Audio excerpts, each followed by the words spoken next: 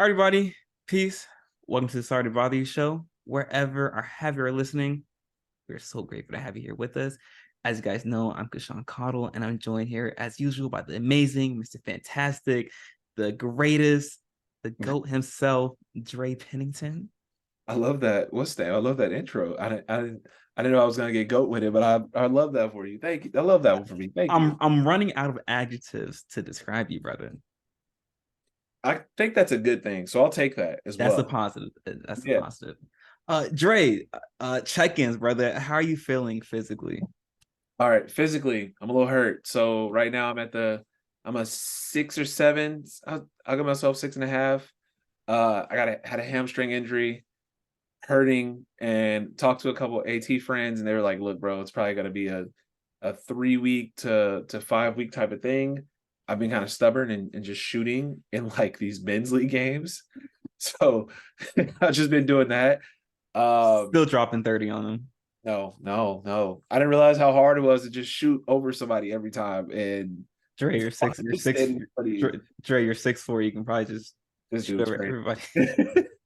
But physically, I'm always gonna say thank God because I'm just still feeling good, feeling better, lifting weights still feeling good every day.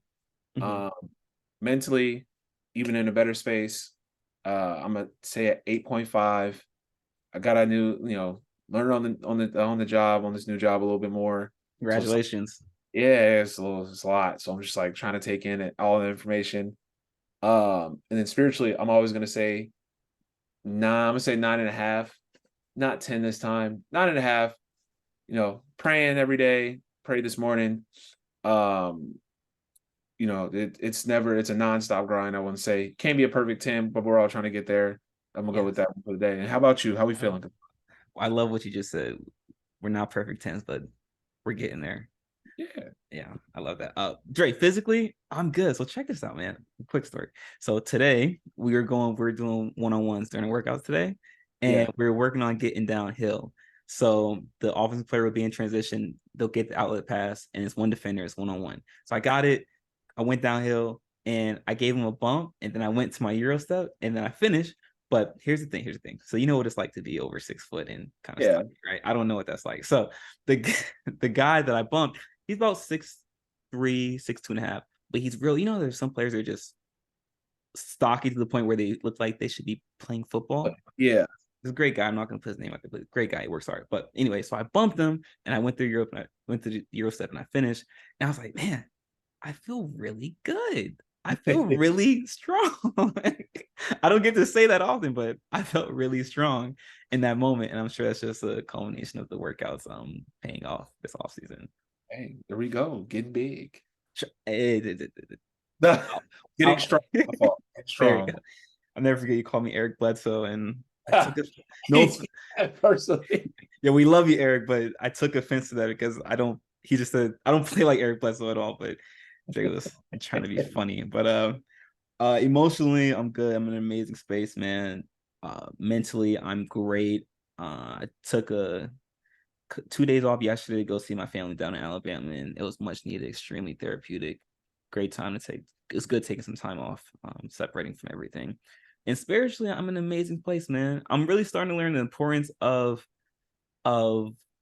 other people's faith. So because sometimes we lack faith, man, and we need a support system to almost like compensate for the faith that we're lacking, because like the Most High works to the point where if our support system is strong and they have a strong faith and they're praying for us and believing in us, then sometimes that is enough as well for the Most High to bless us, man. So I'm really starting to learn the importance of that, of having a strong circle support system that is strong in their faith as well, and praise all the time, and it's just constant in their faith. I'm starting to learn the importance of that because, like you said, man, like we're not perfect tens, but it's a journey, it's a path to get there, man. And having people along that path with you makes it easier. Facts. Facts. There we go. Yeah. But Dre, we got a lot to talk about today, man. We've got some summer league action. I know you're our resident savant when it comes to summer league action. I'm watching Summer League, man. We're gonna talk about Wimby. Everyone seems to love Frenchmen, and our high hopes on him, so we're gonna talk about him as well. And we are also going to talk about free agency because we haven't done an episode since free agency started. So I'm really looking forward to that. And guess what? Guess what, Dre? We're going to talk about tennis for maybe the second or third time on our show. By the way, guys, Dre played tennis in college. Bruh, I played up. I tried to play what's the name of tennis, guys. It was terrible. Played against two guys who were tennis pros, and we were playing doubles. Oh, I was hitting the ball so hard, it was like flying over everything. I was just like, yeah, this is not my sport. No finesse here. Guys, Dre also played at Wimbledon when we were in England that year. I don't even know where Wimbledon is. That's even more terrible. All right, Dre, let's get started, man. Dre, obviously there's a lot of moves. There have been a lot of moves so far during free agency period for the NBA. Lots of signings, a couple big name trades that we've covered on our Patreon to a point. But Dre, as of right now, what has been your favorite move and what has been the most impactful move during free agency? So most impactful, I can't say just yet. I want to wait till the the year starts for the NBA, but I want to say a move that I'm really kind of shocked at is the fact that Miami with their run this year, there's two of their 7 or 8 guys that they've had are walking away. And I didn't expect that because I thought that they would stay. But gotta go get yours. Talking about Gabe Vincent and Max Strus. Okay. Gabe Vincent and Max Strus both leave. Max Strus, I think, just got 4 years, 80 million. From Cleveland. Yeah, Gabe Vincent also, I think, just got another nice deal. What, 2-3 years, 60 million or so? I believe so. I think it was 2 years, 30 mil from the Lakers. 30 million from the Lakers. Yeah. So it helps out the Lakers, helps their shooting woes that they were struggling with. Helps get them another point guard, especially with them taking up not the player option, but also picking up D'Angelo Russell, which I did not expect, especially since they got Gabe Vincent. Dre, do you think that they made the right choice by picking up D'Lo's option instead of re-signing Schroeder? Yes, because I think they need that spacing, and with Gabe Vincent, they pick up someone who isn't just a downhill attack guy, but also spreads the floor a little bit more. And I don't know why I like Schroeder on their team. I like it. He fits with them, it seems like, but at the same time, he also had a lot of times where he would get in foul trouble or he wouldn't make the right read at times, and it just seemed like, all right, well, like it's like people were just constantly hitting their heads, like, come on, bro, like what are you doing? But I love the fact that he also got paid. He went to the Rockets. Couple free agencies that I did not expect. I never expected Fred VanVleet to get a max contract. A max contract, yeah. I also did not expect. I knew he would get paid. Guy from Dillon Brooks. I knew Dillon Brooks would get paid, but I didn't expect for the Rockets to go so much into him, to pour so much into him. So that's 2 things. Another one right now, and I think this is the one that kind of keep an eye on. JamesHarden picked up his player option, but he did that to get traded. And he's trying to force his way back to the West Coast. Keep an eye on that. I think that changes the whole landscape of everything.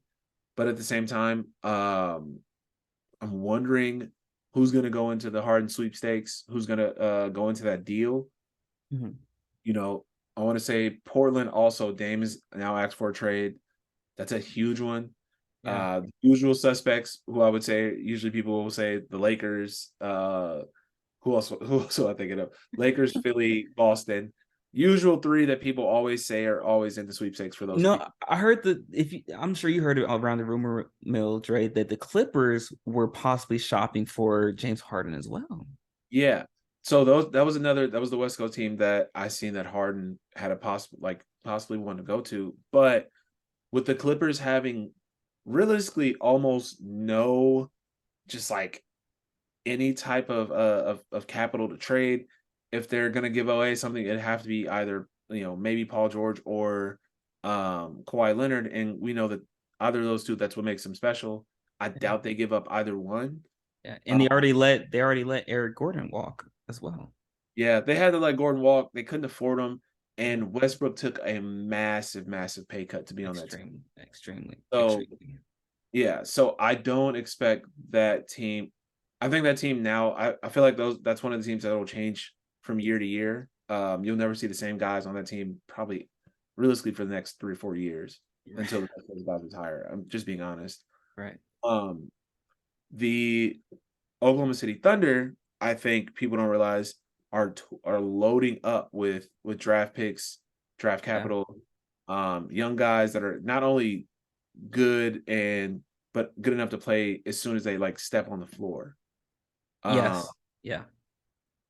So I'm a little kind of want to see what happens with them. I'm a little nervous for my West Coast team, the Warriors. They pick up Dario Saric, great pickup. Been needing a big man, especially a mobile big man that could also stretch. But they also picked up Chris Paul, but let go of Jordan Poole. And let Dante DiVincenzo go as well. Walk. But he got paid. He was ready to get paid, and he was due for it. He played really, really well this year. New York's the new Villanova right now. Man, three of them, three other national championship guys. All they need is Michael Bridges. My bad. He's already there in New York. He's in Brooklyn. So, yeah. So what's really crazy about that is they let DiVincenzo walk. Pretty much kind of let him go for nothing. Kind of had to. Didn't really have a choice. They let go of Jordan Poole for Chris Paul, but now they're in the. I don't think that they'll move Chris Paul again. I think they're kind of locked in on him now. Okay. But the thing that I think is really, really wild is the fact that I'm seeing rumors that Chris Paul wants to start, and the Warriors are now in the point where they're like, hey, we may need you to just come off the bench because that's what we needed like seriously last year. Yeah. And Chris Paul, we all know Chris Paul is such a, when things are hectic, he's the guy that like calms everyone down. Great team manager, great floor general. And Dre, I'm glad you actually brought this up because I was going to ask you this actually. Do you think that Chris Paul's play style is going to fit within the offense of Golden State? I think it could. And we've seen Chris Paul. People keep saying that Chris Paul can't come off the ball. Well, we've seen him play with James Harden. We've seen him play with perfect example.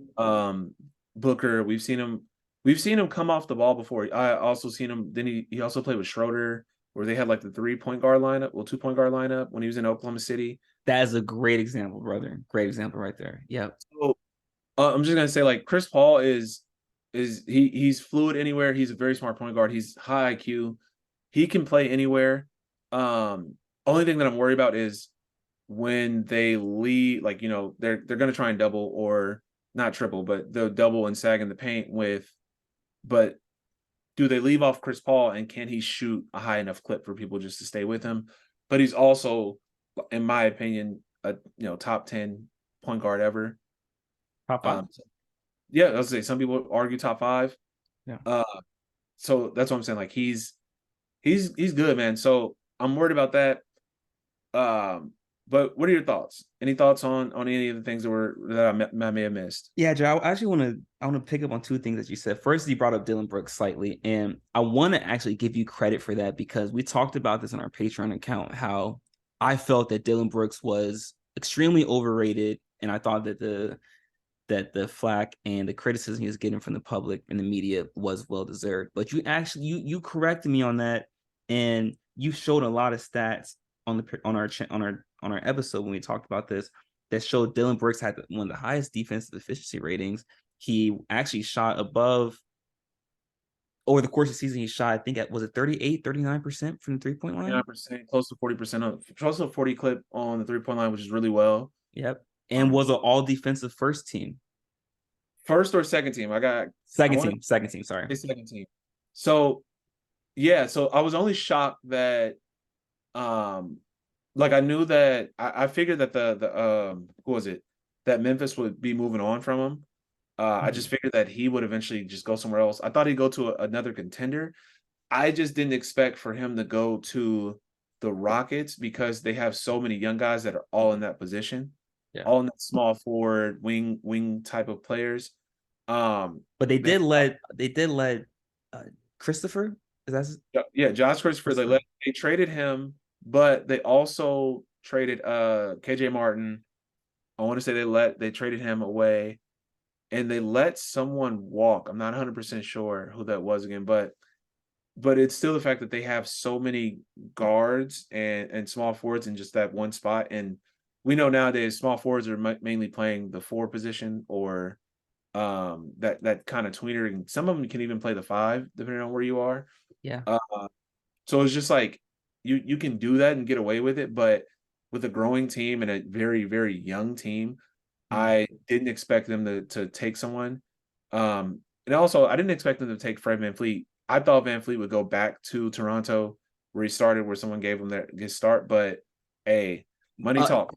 and real quick, Toronto wasn't willing to give Van Vliet that max contract, which is actually why he left. But people now are confused. Well, okay, so you don't give Van Vliet the max contract, but then they could turn around and pay, I think, Siakam or Anunoby. They gave one of those guys an extension. So they're not really, they don't want to rebuild, but they don't know what they want to do. Yeah. Do they want to rebuild or do they want to retain these guys? Because if you're going to rebuild, you think you trade everybody. You don't re-sign Van Vliet and then you trade Siakam, you trade Anunoby, but they don't really know what they want to do. It seems Yeah. like. Yeah, I agree. And they're playing the middle game, and they're hoping that they can either find a star or entice a star to come. And I just don't think Toronto is one of those places that can do that. It's not a big enough market. I mean, When's the Canada, last time? When's the last time they signed a major free agent?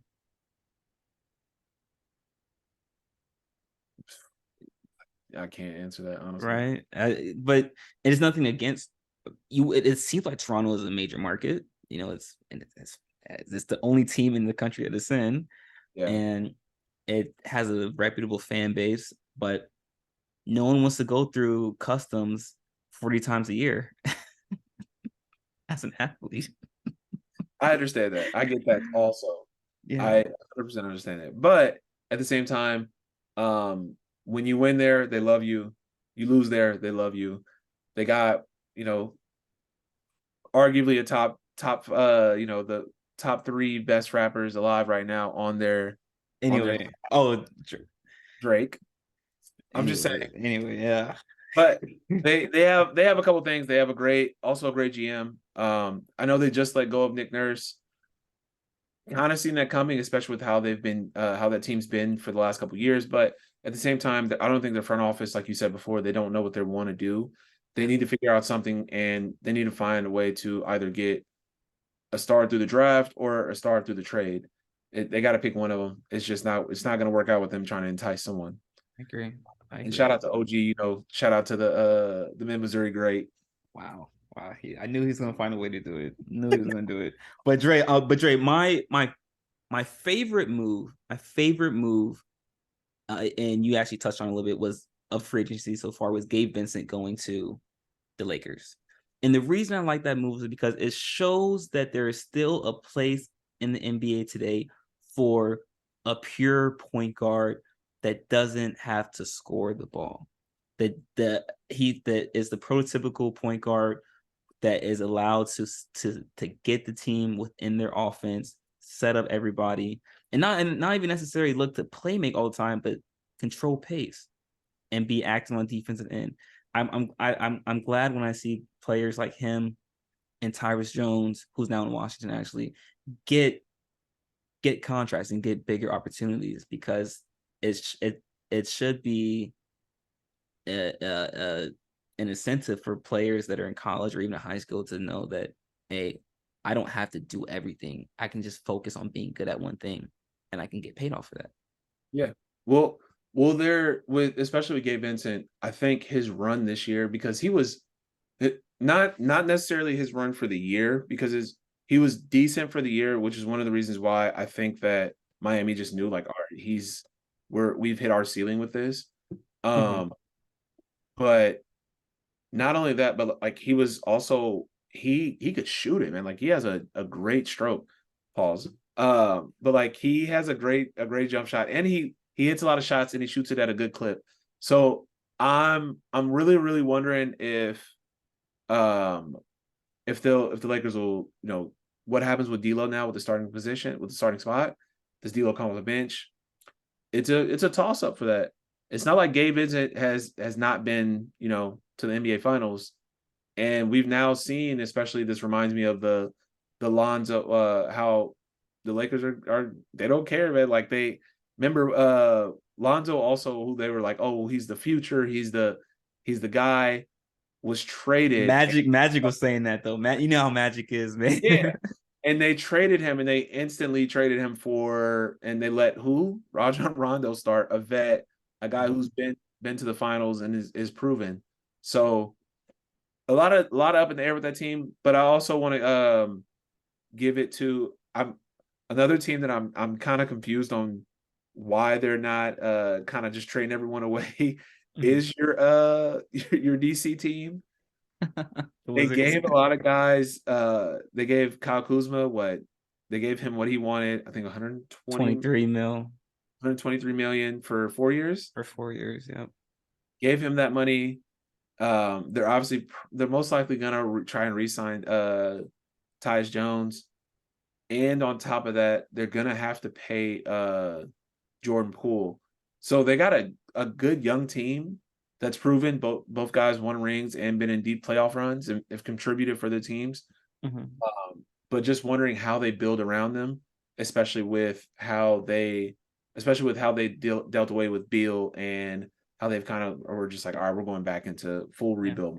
Well, the thing about Washington, real quick, Dre, is that no one was willing to give Kuzma a max deal on the market, and Washington's plan was they were expecting Kuz to get a max deal, and so they said that, okay, we're trading, we're rebuilding, we're gonna trade Kristaps, and we're gonna trade Beal and Kuz. We've got this money here for you, and if you can't find a better deal, we think you are, though, you can always come back. I'm paraphrasing. And so Kuz, one, didn't find more money on the market, but also he's actually established quite a loyal and strong fan base here in the DC area. The fans love him, the coaching staff loves him, and he's a great locker room guy here in Washington. And so I think he's found his niche here. It's in LA, a lot of things going on off the court. Nothing necessarily bad, but just a lot of distractions, a lot of things that can go on. But I think he's found his niche here. I think he's comfortable here. He's comfortable in his role, being the primary option now. And I think that was enticing to him. Sounds like a good plan. Good thing to me then. So he got what he wanted. I don't know if he's going to be the primary scorer, because they do got a man named Jordan Poole on that team. Oh, Kuzma's better than Poole. We will save this for the Patreon. We'll save that for another time. But I know you talked about Porzingis. Kristaps got hit. Also, got traded to Boston. But I'm wondering, how do you feel about? I know you talked about point guards. How do you feel about Marcus Smart now getting moved? His path is eerily similar to that of Tony Allen. Is it not? Both went to Oklahoma State. Both were in Boston, then get traded to Memphis. Both were all defensive first team players, defensive player of the years. It was except for Tony Allen. But it's interesting because Marcus Smart is now going to be in a leadership role where, and he was in a leadership role in Boston, but there's much more youth, a lot more younger guys in Memphis, and I want to see how they respond to the veteran leadership of Smart, who is more vocal than the other veteran leaders that they have in Memphis now, and Steven Adams. And I didn't even talk about that.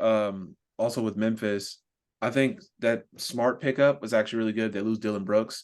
They lose Tyus, but they also gained another guy who is a solid point guard with Marcus Smart. I think he's solid. I think Boston fans may feel a little bit differently in some ways with how he ran kind of offensive wise. Mm-hmm. But they also picked up Derrick Rose, who's also, I think, I want to say, for the city of Memphis, huge, because people still there absolutely love and adore Derrick Rose. But Yeah, me too. But I also want to put a play on this as well. Another spin on this. They pick up Derrick Rose, who a lot of people say that is a lot of how Ja plays and how Ja is. And a lot of things that Derrick Rose has said, in just different interviews and different things like that is he wished that someone would have came to him and kind of talked to him before about how to take care of his body and how to work through the off season and how to work do all those things. They now bring in someone like Derrick Rose who can kind of help with Ja because he's been in the league for what, 3 seasons, 4 seasons. 4. It's going to his 5th. So the last, I want to say 2 seasons, he's been injured and he's been pretty injury prone. Yeah. And a lot of what people kind of say about him is that like he's so much in the air and he's jumping so much and doing so much that they're always worried about his health, about when he lands and how he lands and stuff like that. Right. So I think with a pro like Derrick Rose, it helps a lot. Agreed. And Dre, that quote you just said that was stated by Ja. If you were just to put that quote on a screen and not have the name of the person who said it, that would sound like something Derrick Rose said as well. When he first got injured, or during his time in New York, when he was recovering from that injury. But Dre, it has been a lot of interesting pieces moving around in free agency, and I agree with you. We won't know the most impactful move until the season starts, especially with James Harden still having not been traded yet to go along with DamianLillard as well. But we can start to see the landscape start to shift a little bit in the NBA, and it's interesting. So we'll be covering that moving forward as the season starts. And we may have missed a couple. I know that Kyrie got his deal, and I know that I'm happy. I'm actually super happy for him. I think that that's a great pickup for Dallas, and people don't realize, man, Dallas is actually it should be a big market team for how marketable it is and how much players love it. But I think it's a mid-market team, I would say. Dre, you took the words right out of my mouth. Kyrie got paid, and no one can do anything about it. So congratulations, brother. You deserve it, man. Kyrie's my guy, man. So yeah, I know. I'm already knowing. You're good. But Dre, speaking of guys that are fresh in the league, man, and trying to get their first shot, the summer league guys, a lot of play going on here in summer league in Vegas, not on the strip, but in the gyms, man. Dre, you are our savant, our maestro when it comes to summer league action, man. What have you seen? Talk to us, man. What have you seen so far in summer league action? From this draft alone, I think there's a lot of promising prospects. Even though people say all the time, oh, summer league doesn't matter. It's not something where it's it really translate.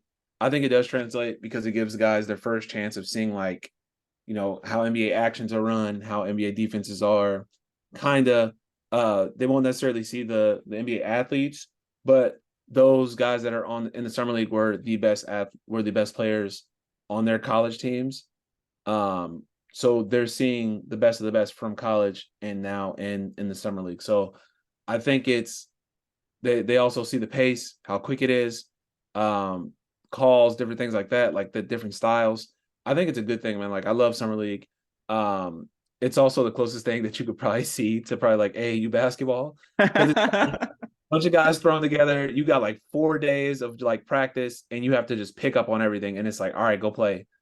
But I will say, guys are out there playing for contracts, even if it's not a contract for the U.S. and the NBA. They're playing for a contract overseas or they're playing for a G League contract or anything like that. So, just saying, man, summer league's great action, and it's one of the few times where I think you see someone go all out and will run through a wall for anything. Any little loose ball, you see guys in their second year trying to come back and prove something. Yeah. Just different stuff like that. So I love summer league. I've also seen a couple standouts. A lot of guys who fell in the draft are now trying to put their stamp on why they should have been taken earlier. Any players in particular? So I watched Cam Whitmore. He fell. Initially was supposed to be a top 5. Supposed to be top 5. Sure was. It's the 20s, I want to say. 23rd, right? Of 23rd. Yeah, I want to say around there. And he took it personal. He's come out, he's playing really well. Guys I've loved so far is one of the Thompson twin that went to Detroit. I saw, right? So yeah, bro. Hey, all I gotta say is he'll probably win a couple defensive all NBA defensive teams in the future. Man, I think he's special defensively. He's long, athletic, but just has like the tenacity just to keep working on defense, man. And like he has the wingspan also to just be disruptive at all times. I think he'll be really good, man. I think Detroit got a great pickup. Yeah. Jabari Smith Jr. came back, showed the fact that he was working on some stuff, and he looks really good too as well. Yeah. A lot of guys are trying to play their way into, playing into the rotation and cracking the rotation this year. Max Christie, I want to say, on the Lakers looked really well. Has been playing really good. I want to say, who was it? Shaedon Sharpe, who is the next guy for the Blazers, has looked phenomenal. He has been looking like he looks as though he's a head and shoulders better than a lot of the guys that's on the floor. Portland's going to be extremely athletic with him and Scoop and Anthony. Yeah, man. I'm telling you, I think if once they're older and like they got more experience in them, I think those guys will be really good and you'll hear a lot about them. Yeah. But a guy who I think has stood out and fell in the draft, like I said before, and people probably didn't even think about him, Keontae George. Yeah. I heard about him before. Shout out to I heard about it before. I watch a lot of college basketball as well. But Keontae George out of Baylor, he is with, I want to say, the Jazz, if I'm not mistaken. Yeah. He reminds me a lot of Donovan Mitchell. It's a great comparison, man. Bouncy, a lot of things were that people knocked him on was that he wasn't athletic enough, but I just don't think that's true. Would you consider him undersized for the NBA? 6'4"?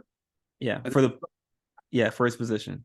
No, because his wingspan, I think he also has a pretty big wingspan as well. And he can shoot so well, it wouldn't matter as much. So he's also another floor spacer. Yeah. But I think he's gonna hit the ground running and with the Jazz. And I think they found another one, and along with Donovan Mitchell a couple years ago, another guy that kind of was over the radar at first and then fell in the draft, and they were like, all right, well, he's right here, we got to take him. So I think they found another one who was one of their guys. Like, man, he looks really good so far in the summer league. But sometimes summer league doesn't translate as much. I don't think that's true as much. Basketball is basketball, but especially with NBA rules input. But it has happened where some guys don't translate as well, and once you you get to your main team and things kind of change and your roles change, it gets a little harder. So yeah. Dre, real quick, I know this was on the script, but what do you think about Imani Bates? Have you been able to watch him play at all? I watched him once. He looked good. He looked comfortable. He looked really comfortable with the Cavs. But like I said, again, it's different because I don't really see any of their main guys down there and playing. So it's hard to say what he'll do once he gets with the Cavs. But at the same time, I think he'll be solid, man. He's a shooter. He's a scorer. And one of the things the Cavs need is a guy that play the wings position to score. I think that's what they were missing, especially in the playoffs. They relied on Donovan Mitchell a lot. Like, he had to do a lot. And it showed a lot of that they didn't have, like, the tenacity to kind of just, like, get to it, especially with them losing to Brunson and the Knicks. Everyone said, like, oh my God, that might be a long series. And no one realized that was a 4-1 series. Yeah. And remember we talked about if Brunson was worth that max contract, was he worth the money? Yeah. I think he answered that for us. Yeah. Pretty much answered that for the year. So We'll see that, man. I like that. I like it. Yeah, Dre. Speaking of guys with high expectations and with a lot of people questioning their skill set, what do you think about what you've seen from Victor Wembanyama so far? Oh man, he looks good. Yeah. For the people who don't understand how the NBA actually is, it's very, very hard for, I don't know what what the expectation was for him to right off the bat. I guess people thought he was just gonna go out there and get 40 right off the bat. That's just not how it is in the NBA, especially not your first, you know, summer league game. Yeah. And think about it like this: LeBron, I want to say for his first summer league game, I think he had like 8 points. Another summer league game, he had like 5. Like it doesn't happen like that for everyone all the time. Right. But one of the things that I really, really want people to pay attention to is the fact that his blocks every game have been 3 or more every single time. Yeah. Yeah. His first game I seen he had 5 blocks, made some made some pretty good passes, and he looked like he looked like a number 1 pick. And then in his second game, he kind of put it together a little bit and had like as people would say, a bounce back game. 27 points. He got a double easy, and he made sure people knew like, oh, you can't mess with me. Like I'm the number 1 pick for a reason. Yeah. Do you think So he will struggle on the defensive end against these bigger centers with the Embiids and the Cats and the Jokic's and maybe even the Kristaps? so we're gonna be honest. There's probably only 3 centers that'll really kill him for the year, and that'll be probably the Jokic's and the Embiid's, B and who else after that? Cat. I don't think Cats plays enough 5. Okay, so which means we're not counting Anthony Davis and Giannis either. Then I think Giannis he'll struggle with, because Giannis sometimes does play the 5. mm-hmm. But at the same time, like, man, looking at him being 7'4", 7'5", he is a tower. Like, he is tall. And yes, he's a little skinny, but at the same time, like, who wasn't their first year in the NBA? Like, most people are a little undersized, underweight their You first know, year. I'm glad you brought that up, Drake, because I was actually doing some research, and when Wembanyama was 10 pounds lighter than when Kareem came into the league, and we saw what Kareem was able to do when he first came in. I also think that's a different time, but at the same time, back then, they relied on centers a lot. Like, centers were the main guys in the NBA back then when Kareem first came in, Right. and the whole time Kareem played. So I yeah, agree. So and with the spacing today, and guys aren't able to be as physical as they were back then. The size is not going to worry me, as opposed to the strength. Will he be strong enough to absorb the contact? yeah. That's what I'll be looking forward to see. And a guy who I think kind of underwhelmed his first couple games, and it was a little weird watching, because I watched him when he was in college, was Brandon Miller. Yeah, I thought he would. I think for the year he'll play better. I just know that once people kind of go to Charlotte, it's kind of rough for them. mm. Other than like maybe LaMelo and maybe a couple other, like Miles Bridges. Just got But paid too. yeah, he got his money. I'm happy for him. Mm-hmm. But you know, Do you 6'9", 6'8". does Miles Bridges' game remind you of anybody that you've seen before? I'm trying to think. It's hard to say. Lefty, can shoot, but also just an amazing athlete as well. But realistically, he evolved his game while he was there. Man, he worked on it. I don't know. It's a little hard. I can't think of one either, man, because Brandon Miller's game is quite unique, and because of his size as well. Oh, I'm sorry. You said Miles Bridges. I don't know why I thought of Miles Bridges when you said Yeah, that. you said left-handed. I was like, oh, Okay. maybe. Yeah. Okay. So, Brandon Miller, he reminds me a little bit of Paul George. Has that in him. Okay. But I don't think he probably has a better a better shot than Paul George when he first came out. I think Paul George kind of over time kind of got like that. But Brandon Miller also shoots it at a low point, which is something that they were talking about as well. Like he'll have to get it up. Yeah. Guys are now NBA athletes. Like they'll that's something on a scouting report they'll know. Like he shoots it low, so when he's loading up to shoot, just go up and contest it. He'll have to change his shot. He's not the playmaker that Paul George was either, and that's because of his handle. Because even when Paul George was in Indiana, he did a great job of creating space with his crossovers and getting to his open spots. I haven't seen that with Brandon Miller yet. What I've seen so far, Brandon, is he relies a lot on his athleticism, and that's because he hasn't had to use much of his skill set against his opponents. But we saw what happened in NCAA tournament when he played against better competition. He struggled. So that'll be interesting to see if he's able, from my eyes, if he's able to add that ability to be more consistent and crisp with his crossover and be more consistent getting to his open spots. And then so for him for the year, what are you thinking? How do you think that's something that he can work on with that? What's going to help Brandon Miller out a lot is that he'll be able to play off the ball with LaMelo, and that he won't be in situations where he has to create all the time. But what will help Brandon Miller out is knowing what Paul George actually does a great job as well, is that when he crosses over, you've noticed with PG, he shifts. He's able to shift his hips a lot. And so what Brandon can work on this offseason is working on opening his gait or opening up his hips. And that will allow him to be more fluid, and it will help him be more crisp and creating more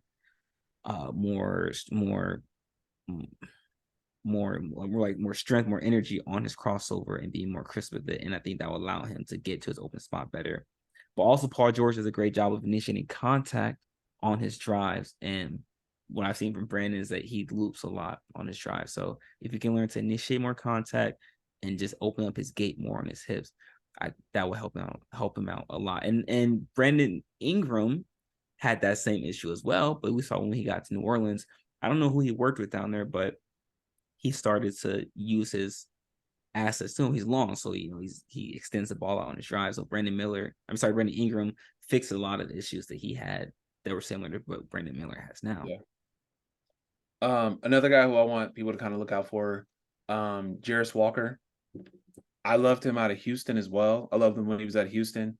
He was taken in the 8th. He was taken by the Pacers, actually. The Pacers are now, they're in full on retooling, rebuilding, but also Walker now also has Tyrese Halliburton, and they have their superstar. But Jarris Walker also is really good, man. Like 6'9", 6'10", can handle the ball. Actually, a pretty big body. Has a great frame. Big shoulders. Can actually still probably put more weight on his frame, which is the even scarier part. And is actually really athletic, and actually can shoot it. He can shoot it as well too. Extremely athletic. So, a lot of good players taken out of his draft, man. It'll be told in the coming years about what happens with Wemby, but I think floor wise, you get what Rudy Gobert. High ceiling wise, you get what the next coming of Kareem. Ooh. Oh, brother, you're talking about the second greatest player of all time, man. That's Hey, to each his own how their goats are, who's in their top 5. I'm not no gonna one even said anything. but I'm just saying like that. Maybe more skilled than Kareem. Maybe at the peak. Yeah. Would Hakeem be a better comparison? No, because Hakeem was a great, even at because he went to UNLV, correct? Yeah. Even at UNLV had a great, I think he had some of the best footwork I've ever he still has some of the best footwork I've ever seen. Yeah. And Hakeem's the closest thing to Hakeem I would say is probably Joel Embiid, but great. But I don't think Embiid plays with his back to the basket as much and uses his footwork as much. But Hakeem now would have been a great small forward or even like power forward. Yeah. He would have been a center if he was playing now.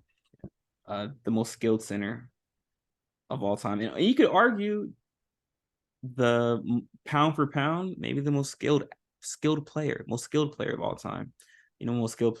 The players that come to mind for me are Hakeem, MJ, and Kobe in terms of just pound for pound most skilled. But Yeah, that's another topic yeah, for another day. you can say that for. Dre, I want to throw this thought provoke this thought nugget out there. You don't got to answer right now, but just think about it. If Wimby was not 7'3" or 7'4", sorry. If he was not 7'4", say he was 6'8", will people still consider him skilled? I I don't think so, but at the same because then he'd be right in the range of regular of just kind of the everyday center or the usual center. I don't think he would have been taken number one, but at the same time, because he is 7 feet and he's doing all those things, like he is dribbling like a guard. He is shooting it pretty well. He does get a lot of block shots, but he's also very finesse and has great hands. Also, I want to say like he has like huge hands, but also has a pretty good jump shot as well. So I want to say like he's everything that's about him. Like he's gonna be like there's only way it messes up is if the Spurs somehow mess it up. It's the only way he's not good. Yeah, yeah. It'll be interesting to see moving forward, man. But you can't argue that all of these players are just extremely talented, and I'm glad that I hope that players and the fans are, especially from the older generation, man. I hope that they're starting to see now that the guys today are just more skilled, man. Not saying they're better, but they're just more skilled. I would say more skilled, but I think a lot more. I think the game is just different now today. Yeah, I yeah, would say it's different. yeah. I wouldn't. Yeah, right. Different, and that's why I don't want to say better. They're not. I want to say better, but they are more skilled. But I was watching these guys. I was watching Summer League last night, man, and they were. I mean, mind these guys are 19, 20 years old, and I was looking at that. I was like, man, like I wasn't able to do that No. 6 years ago. Man, every 5 to 10 years, it kind of changes. So It changes, it man. is what it is. Yeah, Yeah. But Trey, yeah. I want to transition to something that also involves a lot of talented athletes, man. Tennis, road Oh, tennis. Dre, as you know, you were in Wimbledon a couple years ago. Um, the, the most popular tennis event of the year is going on right now. The most important or the most popular major, the Wimbledon, is going on right now. And Dre, I wanted to just highlight the number of successful black tennis players that are playing right now. And I don't know if we've ever had a space like this, man, where there have been this many successful black tennis players, man. And you already know we talked about this off the air. Chris Eubanks, who has had an amazing run to the quarterfinals this year, just lost yesterday. Is ranked at this time number 43 in the world. He'll probably jump up to around 26, 25 after or when the new ATP rankings come out. Francis Tiafoe, who's actually from Hyattsville, Maryland, which is not far from where I'm at in the DMV Shout area. out to the shout out to the DMV, like we usually say. And he didn't perform too well in Wimbledon. He did make it to the third round, but he won his last event, which wasn't the majors, one of the smaller events on the WTP in Stuttgart right before Wimbledon. And he's currently ranked number 10. He'll probably stay at number 10 when new ATP rankings come out. Madison Keys, someone who's been playing as a professional since the early 2010s, ranked number 25 currently in the world, made it to the quarterfinals as well. She will probably jump up to around 16 to 18 when the new ATP rankings come out. And Sloane Stevens, who we just talked about, seems like she's been playing for a long time, but she's only 30 years old, made it to the third round of the Wimbledon tournament this year. Currently ranked number 39. I think she'll jump up to somewhere between 32 when the new rankings come out. And sensation Coco Gauff, she's currently ranked number 4 in the world, but she did get upset in the first round in Wimbledon this year. But she drew a tough match, man. I don't know exactly how they determine the wild cards of who plays who in terms of those higher seeds, but she drew a tough match, and so I'm not surprised that she lost in the first round, man. But Coco, as another young, talented, gifted Black tennis player, man, that is just it's refreshing to see, and I think it's a direct reflection. And it's ironic we talked about this last year. It's a direct reflection of the impact that Serena Williams and Venus Williams have had on the world of tennis. Shout out to him, man, for real. Yeah. And my I want to ask this question. Now that tennis, do you think that tennis is becoming more of an like an American sport? Is it more now being picked up more just in just different types of neighborhoods, and then it's not just a very big sport where you have to pay a lot of money for? I do, Dre. I do think that more Americans are starting to play tennis, and what people are starting to see is that, because tennis has always had this misconception that it's an expensive sport to play, and that's not entirely true, man.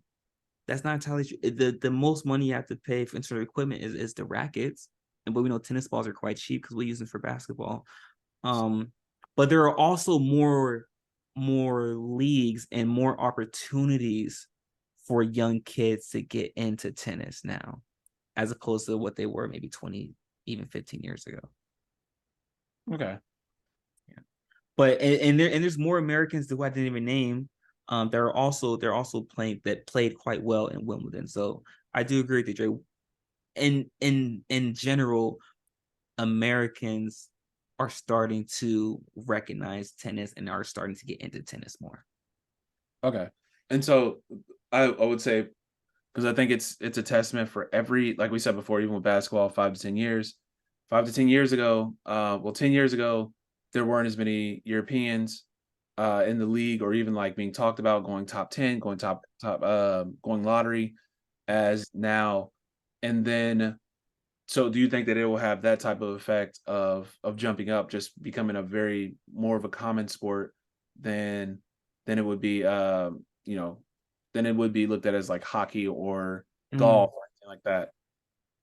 Accessibility will always make sports popular. So just off of accessibility, and like we just talked about, pricing and how cost effective things are, tennis will be more popular than hockey, because I mean, Trey, you live up in Minnesota. I mean, besides there, like, where else do people really play hockey at? Hey, you'd be surprised. People be playing hockey, but it's definitely an up north sport. Northeast. I want to say California, Michigan, like mainly the upper north, Midwest and the Northeast states, and then very, very surprisingly, Tampa Bay, Florida. I want to say Florida is starting to pick up a lot with hockey. Really? Yeah, well, the Lightning won, and the fact that with the Lightning winning and them being so good and having a lot of popularity in the state of Florida, people really love that. Yeah. But I want to say those are just the main places that people will see, is mainly like the upper Midwest, and then the Northeast, and then California, I think, is, with any sport, is going to be always popular. Yeah. And you know, Dre, and I just thought about this as well. You know, it's something we talked about quite a bit, is as in in our culture and in African American culture, we drive what's popular in media and what's popular in the country.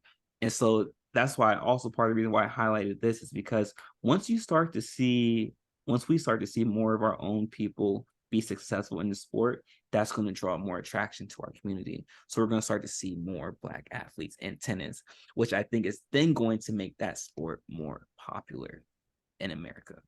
Yeah, I agree. I agree with that a lot. Yeah.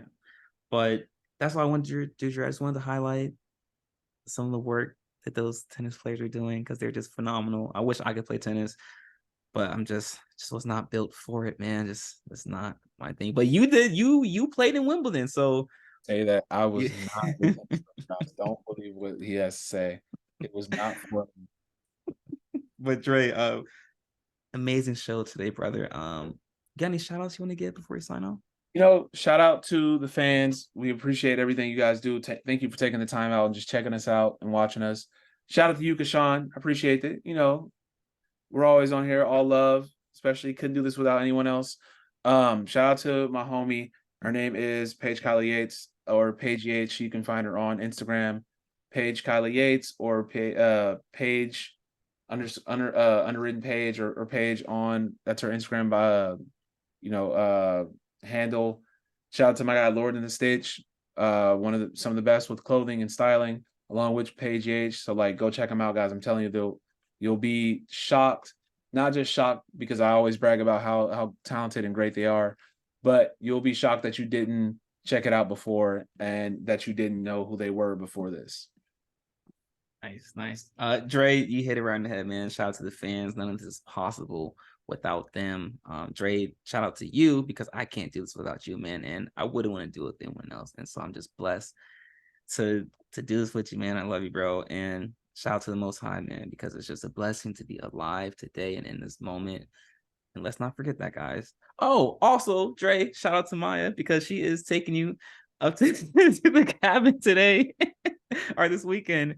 And Dre, just promise that you're gonna have floaties with you when you go swimming, man. That's all. Of course, man. I'm a natural swimmer, guys. For every one of my people who know me knows that we be in the ocean and everything else. So used to be in the ocean. And shout out to the certified lifeguard, being a lifeguard. You know how it is.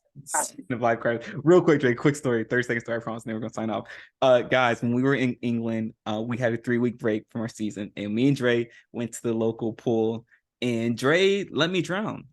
We were doing swimming, we were doing laps, and Dre was like, "Yeah, Kashawn, I got you, bro. Don't worry. Like, you can just swim to the deep end." Hey, do not believe what this man is saying. I went back to saving, and he grabbed the wall and was like, "I'm good." I said, "All right, well, you good now." He was in shock, yes, but he was good. He made me swim a full. I told him I can't swim, and then he gave me the little floaty. He's like, "Here, use this." I used that, and that made it worse. It was harder. So anyway, guys, make sure you choose your teammates carefully when you go swimming with them because I trusted Dre so much, and he almost let me die, and I had to build up that trust back with him, man. But still love you though, man. But guys, that's all we have for today. If you haven't already, subscribe to us on YouTube and check us out on Patreon as well. We post exclusive content on there daily. Subscribe to us on Spotify, Apple Podcasts, all streaming platforms. You can find us wherever our podcast is there. And yeah, Dre, great episode today, man. We'll be back again next week, and we also will be back next week with some more Patreon content as well. So stay tuned for that, guys. Continue to stay safe, be vigilant, make smart decisions. And until next time, guys, peace.